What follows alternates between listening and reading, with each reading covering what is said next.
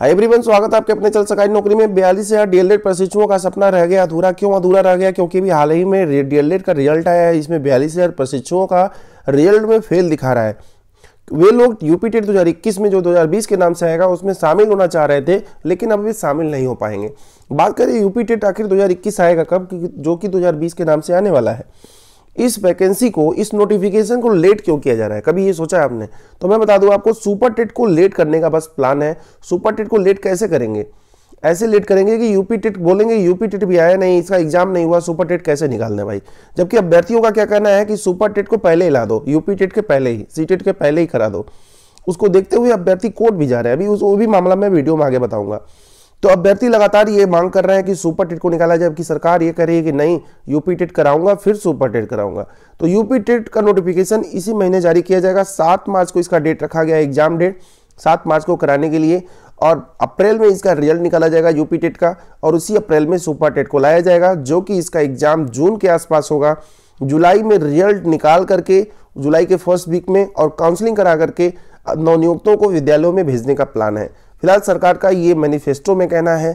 Original धरती पर कितना सही होगा ये तो समय आने पर ही पता चलेगा। जबकि अभ्यर्थी क्या मांग कर रहे हैं वो भी जान लीजिए। अभ्यर्थी जो बीएड और टेट क्वालिफाइड है, ऐसे लोग हाई कोर्ट जा रहे हैं। क्यों जा रहे हैं? तो मैंने आपको पहले ही बताया कि ये लोग चाहते हैं कि जो वैकेंसी आने वाली है सुपर टेट की, वो पहले ही आ जाए, टेट बाद में हो। जबकि अन्य अभ्यर्थी चाहते हैं कि टेट हो जाए। जो अभी क्वालिफाइड नहीं है टेट, वो चाहते हैं कि पहले टेट हो, हम क्वालिफाई हो, फिर जाकर के सुपर टेट हो। तो ये अभ्यर्थी कोर्ट जा रहे हैं, और कोर्ट में दस्तावेज वगैरह इन्होंने वकीलों को दे दिया है। केंद्रीय मंत्री रमेश पोखरियाल निशंक के कार्यालय पर संडे को जाकर के इन्होंने ज्ञापन भी दिया है कि आप लोग नोटिफिकेशन जारी नहीं करते हैं, आप लोग करिए, नहीं करेंगे तो हम लोग कोर्ट जाएंगे। सोमवार को शिक्षा सचिव से भी मुद्दे पर बात किया इन्होंने, और कहा कि नोटिफिकेशन जल्द जारी करें। जबकि अन्य अभ्यर्थी कह रहे हैं कि अगर ये लोग कोर्ट जाएंगे तो हम लोग भी कोर्ट जाएंगे कि टेट के बाद कराया जाए। तो कहीं ना कहीं सुपर टेट आने के पहले ही वो फंस रहा है। तो इस तरह का काम नहीं होना चाहिए। अगर वैकेंसी आने के पहले ही उस पर मुकदमे लग जाएंगे तो वैकेंसी कहीं ना कहीं आगे बढ़ने में उसे बहुत ही समस्या होगी। 69,000 का हाल आप लोग देख रहे हैं। 2018 का निकला हुआ 2020 पार हो गया, 2021 आने वाला है, और सब लोग चयनित नहीं हो पाए हैं। केवल शिक्षक की वैकेंसी में ऐसा होता है, क्योंकि कहीं ना कहीं मतभेद हो जाता है आपस में। तो इस तरह से जो कोर्ट में मामला पहुंच रहा है, जो कि नहीं पहुंचना चाहिए। जो भी वैकेंसी निकाल रहे हैं सरकार के माध्यम से, जो निकल रही है, वो अपने स्तर से निकालेंगे तभी उसको सही से कराएंगे। अगर किसी अन्य के स्तर से दबाव में, कोर्ट के दबाव में निकालते हैं तो कहीं ना कहीं वैकेंसी आपने देखा होगा फंसती जरूर है। बात करें अगर थर्ड काउंसलिंग की, आखिर थर्ड काउंसलिंग कब होगा? अभ्यर्थी तो इंतजार कर रहे हैं, लगातार मांग कर रहे हैं। तो आपको पता होगा 36,590 वाले भी अभी इंतजार कर रहे हैं। जैसे आप लोग इंतजार कर रहे हैं कि किसी तरह से हमारी काउंसलिंग हो, ऐसे 36,590 वाले इंतजार कर रहे हैं किसी न किसी तरह से हमें नियुक्ति पत्र मिले। क्यों नहीं दिया जा रहा है? ये लोग भी फंसे हुए हैं। किसका? ये लोग वेट कर रहे हैं। ये लोग जो अंतर जनपदी ट्रांसफर किए जा रहे हैं उनका वेट कर रहे हैं। अब अंतर जनपदी ट्रांसफर वाले भी वेट कर रहे हैं, उनका जो ट्रांसफर है नहीं किया जा रहा है। तो अभी सीटों का जब कंफर्मेशन नहीं होगा, कौन कहाँ से ट्रांसफर हो गया, कहाँ पे सीटें बची हुई हैं, कहाँ पे सीटें भर गई हैं, तो ऐसे में 36,590 का विद्यालय आवंटन कैसे होगा? नहीं हो पाएगा। तो जब वो नहीं हो पाएगा, थर्ड काउंसलिंग इसीलिए नहीं हो पा रही है, मात्र एक स्वयं एक कारण बन रहा है अंतर जनपदीय ट्रांसफर। तो इस तरह से उन्हें विद्यालय आवंटन हो जाएगा और थर्ड काउंसलिंग हो जाएगा। आप लोग बिल्कुल टेंशन नहीं लीजिए। 7 से 8,000 के आसपास सीटें आपको मैंने बताया था तभी खाली थी। इसमें संशोधन वाले जो अभ्यर्थी हैं उनकी सीटें भी उन्हीं को मिलेंगी। वे लोग भी लगातार डटे हुए हैं। वहीं पर मेन अधिकारी हैं जो कि स्कूली शिक्षा विजय किरण आनंद हैं, उनका क्या कहना है अभी मैं आपको वीडियो में आगे दिखाऊंगा। वे कह रहे हैं कि हमें कुछ पता ही नहीं है कि क्या हो रहा है, कहाँ धरना हो रहा है, लोग क्यों धरना दे रहे हैं, बोल रहे कोई नहीं आता इधर। और अभ्यर्थी जो कि दूर प्रांगण में बैठ करके धरना दे रहे थे, अब उनके कार्यालय के बाहर ही, जिस रास्ते वो जाएंगे आएंगे वहीं पर बैठ करके धरना दे रहे हैं। अभ्यर्थी थक हार गए, वो भी मैं आपको वीडियो में आगे दिखाऊंगा। थोड़ा सा बात कर लें एनआईओएस वाले के लिए। एनआईओएस वाले अभ्यर्थी भी लगातार पूछ रहे हैं कि हम लोगों का क्या होगा, हम लोगों को रोक दिया गया है, क्या कोर्ट जाए? तो बिल्कुल आप लोग कोर्ट जाइए, तभी आप लोगों को मौका मिलेगा। क्योंकि सरकार का ये कहना है कि 2 साल का आपके पास डीएलएड का कोर्स हो, नहीं तो आपके पास बीएड हो 2 साल का, 1 साल का बीएड हो तो भी आप अलाउड हैं, लेकिन बाद में आपको ब्रिज कोर्स करना होता है। तो बस उसी को आप पकड़ लीजिए। जो डीएलएड वाले अभ्यर्थी हैं उनको 24 महीने पूरे करने हैं ना, तो 18 महीने का तो इनका डीएलएड होता ही है एनआईओएस से। 6 महीने और अगर आप जोड़ दें तो 24 महीने हो जाएंगे।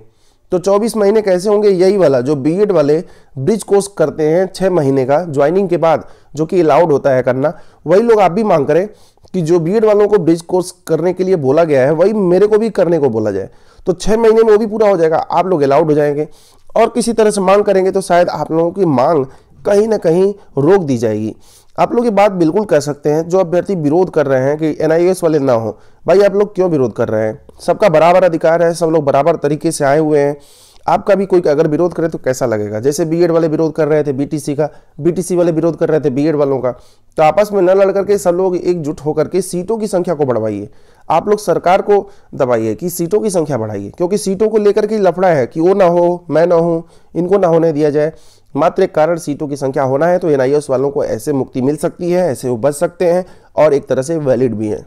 शिक्षकों के ऊपर भी एक शासक मंडरा गया है, शिक्षकों के ऊपर भी सारी समस्याएं आके गिरती हैं। प्रमोशन और इंक्रीमेंट के लिए शिक्षकों को भरना होगा कैरेक्टर रोल। देखिए कैरेक्टर रोल कैसे भरेंगे? मानव संपदा पोर्टल पर जाएंगे, खुद को नंबर देना होगा, और नंबर जानबूझ करके नहीं दिया जा सकता है क्योंकि उसमें बहुत सारे कंडीशंस हैं। तो जितने भी कंडीशन हैं टीचर के ऊपर ही लगते हैं। पहले तो किसी तरह से बीटीसी, डीएलएड ये क्वालिफाई करिए, बीएड क्वालिफाई करिए, फिर आपके पास टेट सीटेट हो, फिर सुपर टेट दीजिए, फिर उसे 2 साल झेलिए, तब जाकर के आप टीचर बनिए। उसके बाद भी समस्याओं का बखेड़ा खत्म नहीं होता है। आइए जान लेते हैं अब क्या है। तो टीचर बनने के बाद आपको स्कूल में अगर सभी सुविधाएं आपके पास उपलब्ध हैं तो अपने आप को 10 नंबर दीजिए। अगर विद्यार्थियों की उपस्थिति 60 से 80% है तो आप 5 नंबर पाएंगे। टीचर को ये नंबर मिलना है, छात्रों को नहीं मिलना है। 80% से ऊपर अगर छात्र आ रहे हैं, अगर उनका अटेंडेंस है तो 10 अंक मिलेंगे। स्कूल में अगर डिजिटल सामग्री है तो 10 अंक मिलेंगे। विद्यार्थियों का रिपोर्ट कार्ड अगर 100% वितरित कर दिए हैं, कोई बाकी नहीं है, तो 10 नंबर ले लीजिए। स्कूल मैनेजमेंट कमेटी का नियमित बैठक कर रहे हैं, 10 अंक। अगर आपके पास लाइब्रेरी अच्छा है, इस्तेमाल हो रहा है हमेशा, तो 10 अंक। जो लोग पढ़ाई छोड़ चुके हैं, जितने भी छात्र छात्रा हैं, दोबारा अगर आप एडमिशन करवा लेते हैं मोटिवेट करके उन्हें, तो आप 10 अंक ले लीजिए। फिर स्कूल में जो 60 से 80% है, ये 2 बार लिखा गया है यहाँ पे, तो इसको आप एज इट इज माने। फिर सभी विभागीय प्रशिक्षण में अगर आप शामिल होते हैं शिक्षकों वाले, तो 10 अंक आपको मिलेंगे। तो इस तरह से आपको खुद को नंबर देने हैं। तो एक तरह से नया प्रोग्राम शुरू किया गया है जो कि काफ़ी परेशान करने वाला है। एक तो विद्यालय में बच्चे नहीं आते हैं, सरकारी स्कूल में एडमिशन्स कम होते हैं, ऐसे में तमाम तरह के प्रोग्राम लगा देना, तो कहीं ना कहीं आपको प्राइवेटाइजेशन दिख रहा होगा कि प्राइवेटाइजेशन में ऐसे ही होता है। प्राइवेट जो टीचर्स होते हैं उनको कहीं ना कहीं नियमों से बांधा जाता है, तो ऐसे नियमों से बांधने का नया प्रोग्राम शुरू कर दिया गया है जो कि काफ़ी गलत है। जो काम जो अधिकारी हैं, क्लर्क हैं, जो भर्ती किए गए हैं, उनको करना चाहिए, वो टीचर बैठ के करेंगे। आइए चलिए देखते हैं वीडियो में जो संशोधन वाले अभ्यर्थी हैं उनके ऊपर विजय किरण आनंद का क्या कहना है, उन्होंने क्या किया और अभ्यर्थी अभी क्या कह रहे हैं। तो काफ़ी शर्मनाक बात है विजय किरण आनंद के लिए कि उन्होंने किस तरह से क्या बात कही है। तो आइए चलिए देखते हैं। सर कौन है? और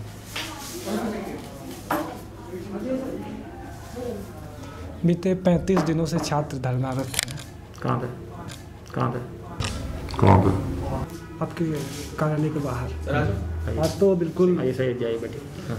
आज तो बिल्कुल कार्यालय के बाहर 35 दिनों से सर डटे हुए हैं। ठंड का मौसम है, हाड़ कपाटी ठंड है। क्या कुछ कहना, मतलब या तो इनका हाँ हो, इसमें हम लोग बाइट नहीं दे रहे हैं, हम लोग कोई बाइट नहीं इसमें दे रहे हैं। अच्छा नहीं तो नहीं प्लीज़ सॉरी, हम वहाँ पे हमारे अधिकारी बात कर रहे हैं, डायरेक्टर और सर, सभी कोई लोग नहीं, लगातार बात कर रहे हैं, बहुत दिनों से बात कर रहे हैं। नहीं बहुत दिनों से बात कर रहे हैं। धन्यवाद। क्या प्रक्रिया है? नहीं धन्यवाद, बात करें सर। यानी आप लोग कुछ नहीं कहना चाहेंगे सर? नहीं, अभी इसमें आप कुछ कहने का नहीं है, आपने पहले हमें पूछा ही नहीं है।